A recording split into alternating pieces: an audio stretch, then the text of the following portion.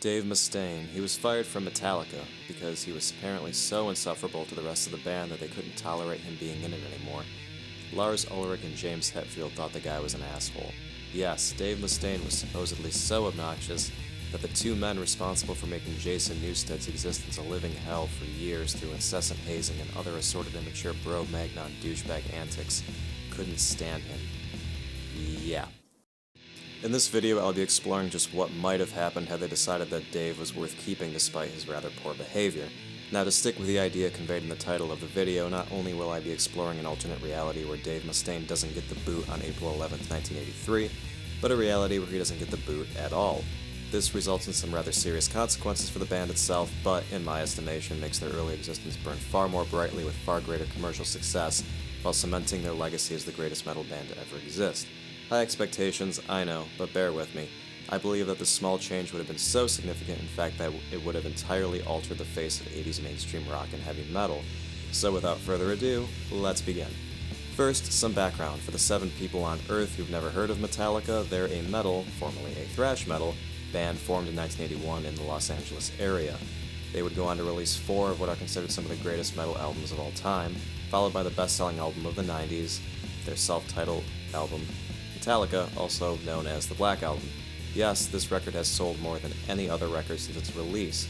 Britney Spears, NSYNC, Green Day, Alanis Morissette, Shania Twain, Eminem, Pearl Jam, Nirvana, Soundgarden, and yes, even the almighty Nickelback have failed to put out records matching the sales of the Black Album. Following this, they put out Load and Reload, which I consider decent but rather boring albums with only a couple of good songs.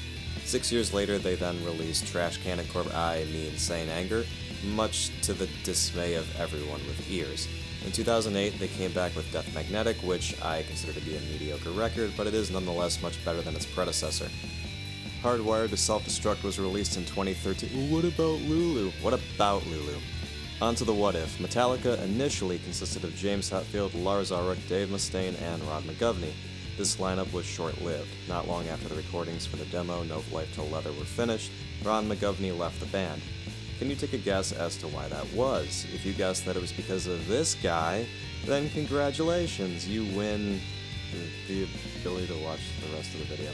Anyway, upon McGovney's departure, the remaining 3 members set out to find a replacement immediately. Well, as luck would have it, Trauma was playing a show during the period in the area, which James and Lars attended. Upon witnessing this incredible specimen of a human being for the first time, the two were convinced that he was a guitar player. Only a little bit later during the show did they then realize that he was in fact playing bass. They were sold immediately, as any sane musician would be, and set out to convince him to join their band, as any sane musician would. Well, lucky for them, Cliff didn't immediately blow them off. Strange, because I imagine he was probably asked by a lot of bands to join them. What are the odds that he'd say yes to this one? Cliff was a fully fledged member of the band in late 1982, and it was not long after this that the band set out to record their debut LP, Kill 'Em All. This is about where things change in this alternate timeline, and it begins to deviate from ours. It was during this period that tensions within the band, particularly between Dave and James, began to really grow. In a several-year-old interview in the description, Dave Mustaine confessed to punching James Hetfield after Hetfield supposedly kicked his dog for putting its paws on his car. Yeah, in this instance, I don't actually blame Dave. Who kicks a dog? James absolutely deserved that. Sorry, James. That being said, there are plenty of times when Dave was being a huge asshole for no good reason. According to Scott Ian, sometimes he would apparently dump garbage in front of other bands' rehearsal studios because, you know, that's a thing to do.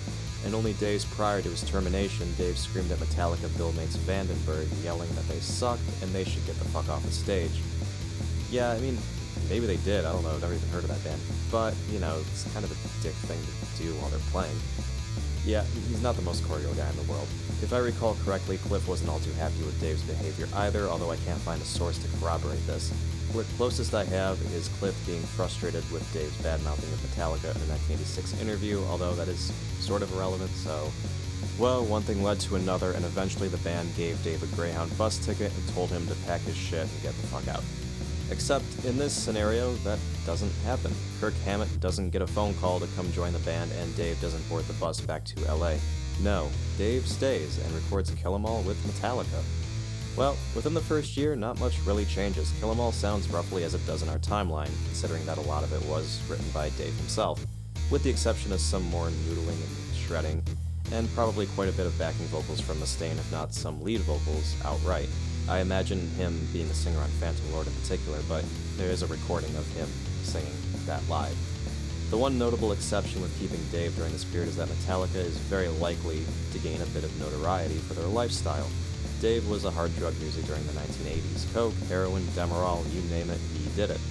None of the other band members did much outside of drinking, which, to their credit, did grant them the 80s moniker Alcoholica. Mustaine's presence brings somewhat of a Motley Crue-esque sense of danger to the band, and speaking of Motley Crue, Dave's much more aggressive hostility toward glam metal bands would probably also gain the band some notoriety, too. I can't find too many interviews of James and Lars openly talking shit about glam metal during this period.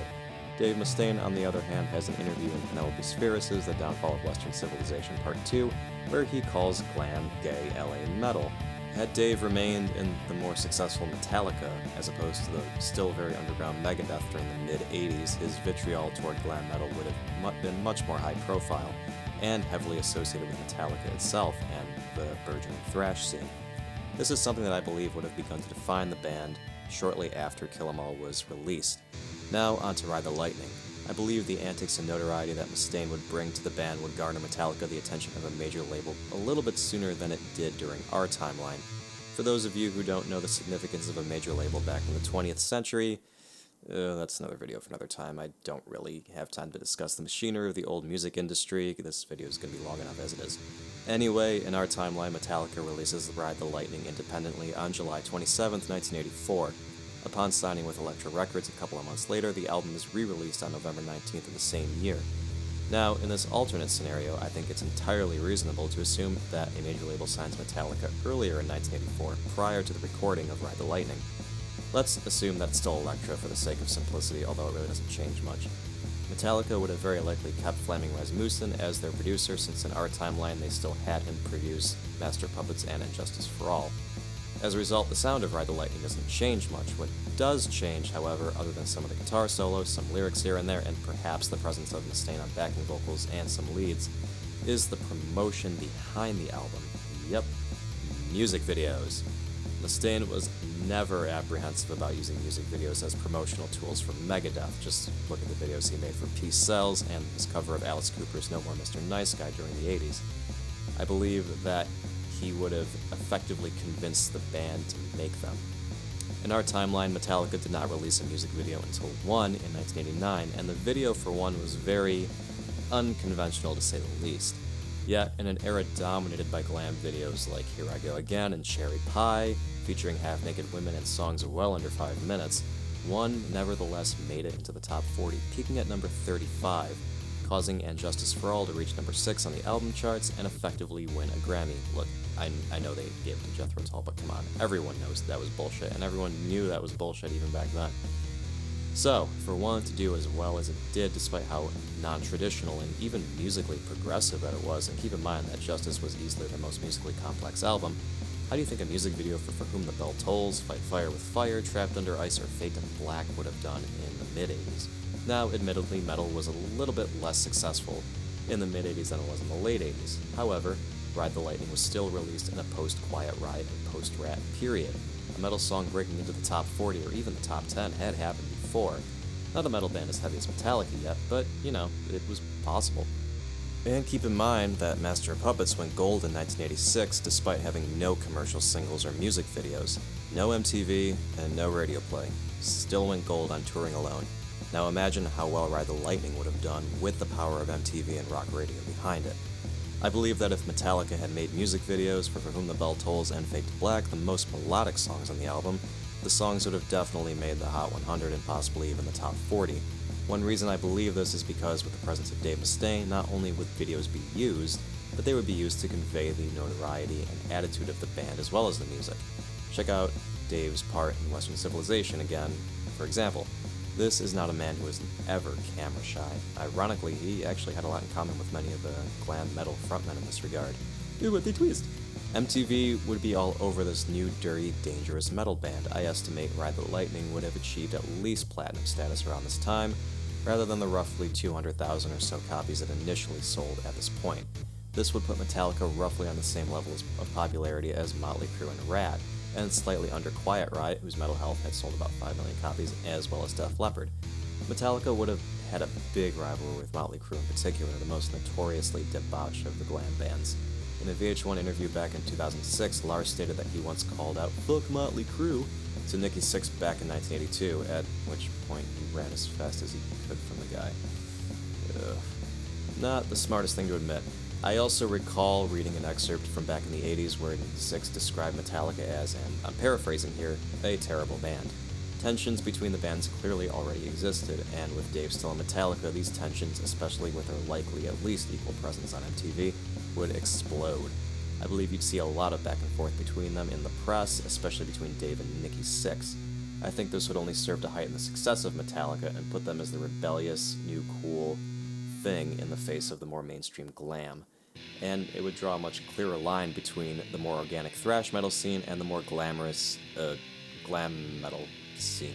In fact, this distinction would be high profile enough to greatly alter the perception of hard rock and metal in the mainstream as something not unanimously glammy. Furthermore, Metallica's stunning rise on MTV would serve to make many glam metal bands look silly to the mainstream much earlier than they did in our timeline. At the very least, metal would have a much more diverse image in the popular conscience, which will have very substantial consequences in a couple of years. Now, with Ride the Lightning having sold a couple million albums, and For Whom the Bell Tolls peaking at, well, let's say 35 on the singles charts, the same position as 1 in our timeline, and Fade to Black peaking only slightly lower, Metallica is now in a completely different position coming into 1986 and leading into the release of Master of Puppets.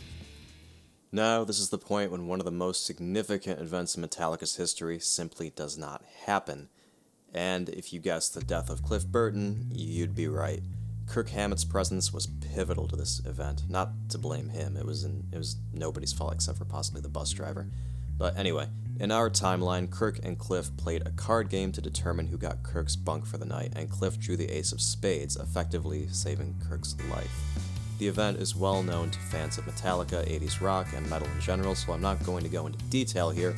Long story short, their tour bus spins out of control, falls on its side, and before it lands, Cliff is ejected out of the window and crushed by the falling vehicle.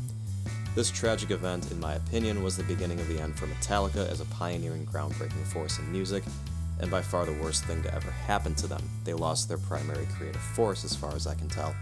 It was all downhill from here. In this timeline, though, there is no Kirk, there is no card game, and events already have changed sufficiently that there is no possibly incompetent or drunk bus driver to fuck everything up. None of this happens, so Cliff doesn't die. He's alive, and we can only begin to imagine the consequences of this. Master of Puppets debuts in the top 5, rapidly selling the same amount of albums that it took over 10 years to sell in our timeline, about 6 million. Battery does very well in the singles charts, peaking at number 16, let's say, about the same position as Enter Sandman in our timeline. Damage Incorporated and Sanitarium are released as singles as well, and both do very well. Now, the presence of Dave at this time has caused the sound of Master of Puppets to shift somewhat noticeably, with Dave taking a bit more responsibility for the lyrics and lead vocals on more songs than on Ride the Lightning. The Master of Puppets of this reality now features 3 more songs that were originally in Megadeth in our timeline: Peace Sells, Wake Up Dead, and Good Morning Black Friday. The presence of Cliff Burton and the absence of Chris Poland shifts the content of those songs slightly, so they don't sound exactly like they did on Peace Sells in our timeline. The result is a much longer and more abrasive Master of Puppets. Metallica is now effectively the biggest metal band on Earth, completely overshadowing Motley Crue, Ozzy, Judas Priest, Iron Maiden, Rat, Quiet Riot, etc., etc. They are the face of metal. Keep in mind that this is still pre-Bon Jovi. Not all is well in paradise, though, as Dave's violent tendencies and drug abuse have really started getting to his bandmates. Cliff is the most noticeably affected by this, but the band must go on, at least for now. 1987 rolls around, and with it comes the breakthrough of the most commercially successful pop metal band of our timeline, Bon Jovi. The band is still around in this timeline, but quite a lot has changed. With the dirty, gritty Metallica becoming the face of rock and metal in 1986, Bon Jovi has now made a calculated move and shifted both their sound and their look to more closely resemble Metallica, rather than Motley Crue or Rat. Glam's time has come and gone. Thrash is the new thing, the writing is on the wall. They know that this is the new direction that rock music is taking, and they're not about to let this trend slip through their fingers. By the way, this will have very serious effects on the sound of many later glam bands in our timeline, such as Winger and Slaughter, as well as the success of bands like Slayer and Anthrax, the latter of which is actually now pretty mainstream, while the former is actually not far behind. Anyway, Bon Jovi's keyboardist is fired, and their music becomes far more guitar-driven. Additionally, they're dressing in leather jackets and ripped jeans rather than leotards and spandex. With the more aggressive sound featured on the Slippery When Wet album in this timeline, the album still sells very well, but not quite the 12 million that it had sold in our timeline. It instead sells about the same as Master of Puppets did, 6 million. But Metallica is aware of Bon Jovi's glam past. They saw the video for Runaway, they know these guys are just hopping onto their bandwagon. They, and Dave especially, hold nothing back. Bon Jovi is now Metallica's new target, and they wail on them every chance they get. MTV sides with Metallica, considering Bon Jovi is part of the old, passé glam scene. After an initial great performance, Bon Jovi's career begins to decline. Something even more significant happens, though, not long after this, and it involves the rise of Guns N' Roses, or rather the lack thereof, because it doesn't happen, because the band in no way resembles the GNR in our timeline. GNR itself may actually not even exist, because a key member is now missing. This crucial event in rock history simply doesn't happen. As surprising as this is, what I'm about to say next is going to surprise you even more, because another band does rise to rival Metallica and take GNR's place. It's just not GNR. So who is it? Poison. Yeah, that Poison. Except they bear little resemblance to that Poison. They look more like this, actually, in this timeline. Upon witnessing the rise of Metallica and the decline of glam during the period of 1986 through early 87, the band revised their sound. During this time, they are auditioning guitarists as they were in our reality. One of those guitar players in our reality was Slash. In our timeline, Slash revealed that he had made it to the final two before losing favor in the face of CeCe DeVille. In this timeline, however, Slash is chosen instead because he actually is a lot closer to what Metallica sounds and looks like, much closer than CeCe DeVille. In this timeline, Poison sees this as the path to success and adjusts their sound and look accordingly. Look What the Cat Dragged In is released at about the same time as it was in our timeline, but it sounds radically different. With Slash's involvement in the band, the album sounds much closer to something resembling Appetite for Destruction, but lacking Rose's shrieking, instead being replaced by Bret Michaels' much cleaner and more restrained vocals, and lacking the swing of Steven Adler's drumming and the punk influence of Duff McKagan's bass playing. It really sounds like a much blander version of Appetite, if I'm being honest, but it is nonetheless extremely commercially successful, rivaling the success of Metallica's fourth album, the self-titled Metallica, referred to as the Black Album. No, it's not called Black Album, it's called just... I know what it's called! It was a tough choice, but I went with the Black Album for a couple of reasons. For one, And Justice for All was written and recorded during a time of grieving for the band, and was in many ways an homage to Cliff. There wasn't much progression from Master of Puppets on the album. It did have many good songs, but oftentimes they just seemed complex for the sake of being complex. It lacked the creative force of Cliff, so really went in no new direction and failed to incorporate new styles or sounds in the way that their previous two albums had. But Cliff is alive in this timeline. His creative potential could continue to push the band in new directions. Not only that, but in this timeline, Dave is having a roughly equal impact on Metallica. The Black Album is the perfect synergy between Cliff and him, or rather the perfect antagonism between them. The album is an amalgamation of the So Far, So Good, So What of our timeline, the politically charged lyrics of Justice, and the more melodic direction that the Black Album in our timeline took, as well as the better production. Because remember, there is no Jason Newsted to haze, so there is no bass playing to suffer. As cool as this is, tensions have grown so significant within the band that many of the members have started writing their songs separately from one another. To be honest, the band couldn't agree on a title initially, then realized that having it be self-titled made a lot of sense. It was sort of poetic. The self-titled album debuts at the same time when the band is beginning to unravel. We're beginning to see in Metallica what happened to the Beatles 20 years earlier. In many ways, the parallels make sense. Mustaine is the very bombastic, aggressive, highly political, Lennon-like figure, minus the woman hitting. James is the equivalent of Paul McCartney, roughly. He's arguably the best singer in the band. Cliff, the most creative and musically educated member and the best at his instrument, is like George Harrison, and Lars, well, is Ringo. Ringo Lars. Metallica are effectively the Beatles of metal. This is especially poignant when you consider that the Beatles' self-titled album, which is also their most successful, was referred to as their White Album, and it was about that time that they also started to fall apart. The Black Album, despite the animosity between the band members, gets released in late 1988, selling 12 million copies, rivaling the success of Slash and Poison and Def Leppard. It is their most ambitious album yet, and the most tumultuous. The high-profile hostility between band members only serves to raise their notoriety even further and make them even more successful. Following its release, the members are really beginning to get sick of one another, and Dave in particular. Cliff can hardly work with this guy. Not only have their personalities, Dave's much more extroverted, bombastic versus Cliff's much more introverted, been clashing for the better part of the past 6 years, but now their creative differences are really starting to boil over. James sides with Cliff, having been very close to him in our timeline. Lars, being the Ringo that he is, tries to work things out between everybody. But other than everyone getting a laugh when they agreed to put the song that he wrote on the refrigerator, this just doesn't work. The 90s arrive, but the era of Metallica is drawing to a close. In 1991, the band released one final album, Rust in Peace, which was primarily written by Mustaine and Cliff Burton, although no overlap between the two. Cliff cannot stand the guy at this point. It is not long after this that Cliff, out of frustration, leaves the band. Dave follows suit, wanting to focus more on his musical side project with Marty Friedman, Megadeth. James and Lars go into Damage Control and plead for the two to stay and continue, but it's too little too late. With James and Lars the only members left in the band, Metallica effectively disbands in August of 1991, the same period when the Black Album in our time was released. But the story isn't over. We still have one more very important change to go over. Remember when I said that when Metallica toppled Motley Crue and then Bon Jovi, they essentially put an end to glam metal in its tracks in the mainstream? Yeah, well, what was grunge primarily a reaction to? It definitely wasn't thrash. It definitely wasn't Metallica.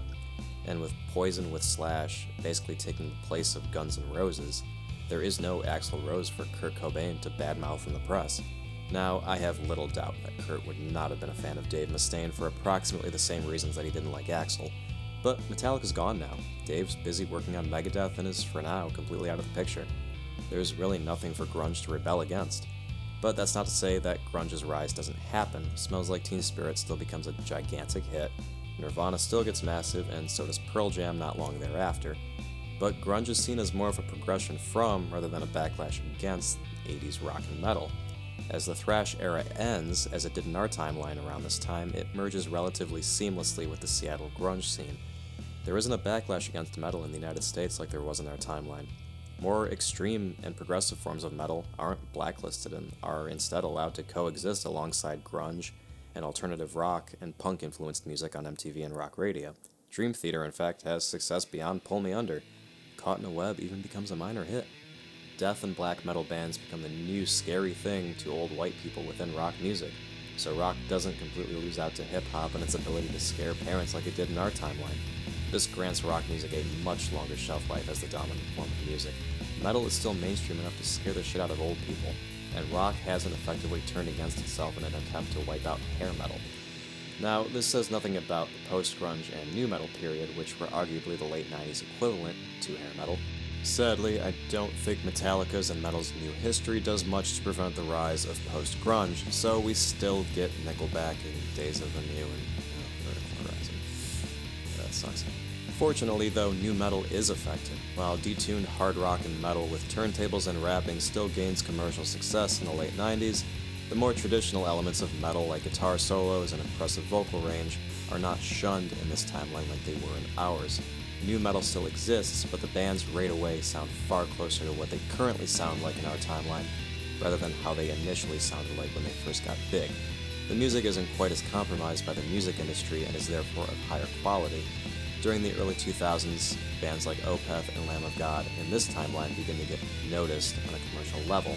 Not long after that, pop emo and metalcore still emerge as they do in our timeline. And by 2010, our timelines have actually more or less completely realigned. So, there you have it. This is but one possibility, and the one that makes the most sense to me, of what might have happened to Metallica, Dave Mustaine, and metal as a whole had Dave never been fired from the band. Metallica's commercial rise happens much more rapidly than it did in our timeline.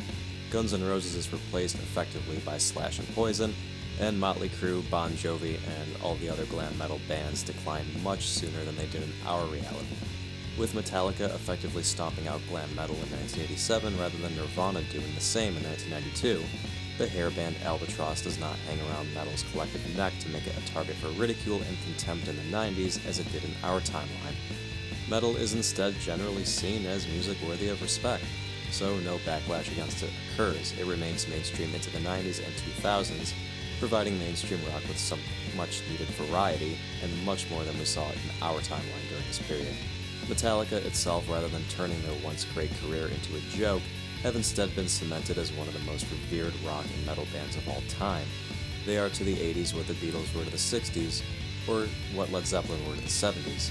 Now, I understand that this is a radical departure from our timeline, but, you know, the butterfly effect and all that shit. And remember, I said that Dave never gets fired in this timeline, which is something that seems incredibly unlikely in ours. But I'd like to hear what you guys think. Please comment below to let me know what you think would have happened. If you agree or you disagree, if you agree with most of it or some of it, and just not the rest, let me know. I'd be interested to hear what you think would have happened. So, yeah. Anyway, thanks for watching.